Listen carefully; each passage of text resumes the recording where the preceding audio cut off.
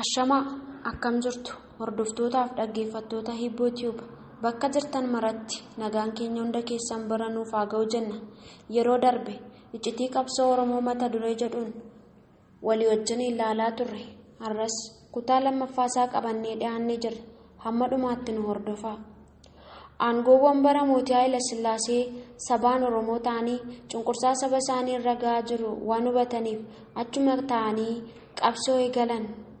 Waldaa Maccaaf Tuulamaa hundeessuun Oromoota kutaalee Oromiyaa garaagaraa hirmaachisuun qabsoo finiinsaa turaniiru. Addi bilisummaa Oromoos bu'aa waldaa kanaati. Booda mootiin Haayile Sillaasee adeemsa qabsaa'ota Oromoo kanaa gaafa irratti baru garii isaanii fannisee garii isaanii immoo mana hidhaatti naqe. Warri hidhaaf ajjechaa irraa hafan immoo qabsoo hidhannoo gaggeessuuf bosonatti galan. Garuu Haayile Sillaaseen qabsaa'ota kana ajjeesus hidhus qabsoo Oromootaa dhaabuu hin dandeenye. Qabsoon itti fufe. Kufaatii mootii Haayile Sillaasee booda mootummaa Dargii aangoo qabate. Dargiinis akkuma mootummaa darbanii maqaa Itoophiyaa tokkittii jedhuun qabsaa'ota Oromoo adamsuu itti fufe. Hidhaaf ajjechaan Oromoo itti fufe. Oromoonni mootummaa Dargii keessa turanis gariin ajjeefamanii gariin immoo hidhaman. Kunis qabsoo Oromoo dhaabuu hin dandeenye.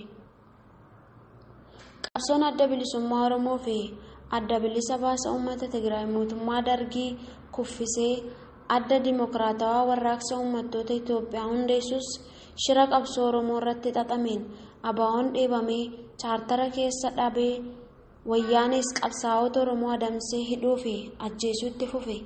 Mootummoonni darban kun hundi qabsaa'ota Oromoo ajjeesanii hidhanis qabsoo Oromoo dhaabuu tasumaan hin dandeenye. Fincilli dida garbummaa yeroodhaa gara yerootti jabaataa dhufe.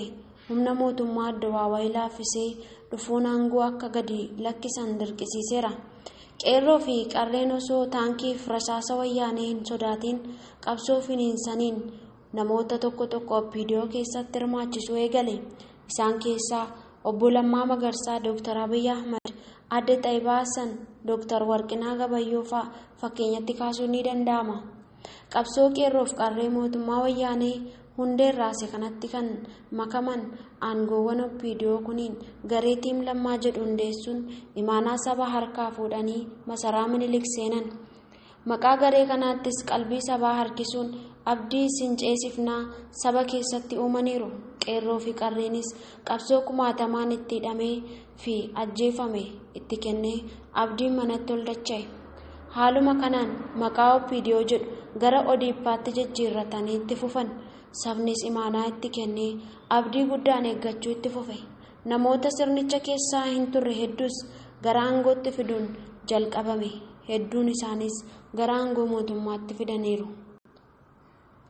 Haa ta'u malee yeroo booda garee Tiim Lammaa jedhu diiganii maqaa ODP'aa gara Bilxiginnaatti jijjiiranii as ba'an. Garee cimaan kunis ilaalcha qabaniin diigaman. Obbo Lammaanis aangoo mootummaa naannoo irraa kaafamanii gara federaalaatti geeffaman. Sagaleen isaaniis ni dhokate. Bu'aa irratti ba'anii akka paartii Bilxiginnaa kanaa hin fudhannee fi saba isaan qabsaa'aniif akka hin fayyine dubbatan. Baaburri qabsoo qabsaa'otaa quuqama sabaa qaban hedduu ofirraa darbachuu itti fufe. Qabsaa'ota garii isaa irratti yaaliin ajjechaa aggaamamuun isaas iccitii gurra saba bal'aa keessa seenedha. Obbo Lammaan anaa fi Dr. Abiy du'atu adda baasa jechuun dubbatan illee iccitiin jireenya adda isaan baase sabatti iccitii biraa ta'eera. Obbo Lammaan maaliif paartii Bilxiginnaa fudhachuu didan? Tiim Lammaan maaliif diigame? Aangoowwan quuqama sabaa qaban maaliif aangoo isaanii irraa kaafaman? Obbo Lammaan maaliif sagalee isaanii dhokfatan? Hidhaaf ajjechaa akka mootummoota darbanii maaliif itti fufe? Sababa dhibee koronaatiin labsii yeroo hatattamaa labsame maaliif ji'a 5 taasifame? Biyyi kun garamitti deemaa jirti? Filannoon baranaa yoom gaggeeffama? Yoo filannoon gaggeeffamuu baate fulbaana booda eenyutu biyya bulcha? Walumaa galatti mootummoonni darban maqaa Itoophiyaa tokkittii ijaarra jedhuun sabaa fi sablammoota biyya kanaa cabsee akka turan seenaatu raagaa ba'a. Haala wal fakkaatuun paartiin Bilxiginnaa kunis maqaa Itoophiyaa tokkittii ijaarra jedhuun tapha wal fakkaataa The Same Face Different Marks taphataa akka jiru raagaa jira. Waan hundaafuu jabaan Waaqa. Dhaggeeffattoota keenya qabsoon haala kanaan waa baay'ee keessa darbee as ga'ullee yeroo ammaa kanatti akka dhaloonni Oromoo abdii irra kaawwataniidhaa fi akka isaan yaadan ta'aa akka hin jirre hundumti keenya iyyuu beekna. Garuu Waaqayyo firdii dhugaa dhaloota keenyaaf laata jennee amanna. Qophii keenya kanumaan xumurra. Sagantaalee keenya hafanii waliin turtii gaarii.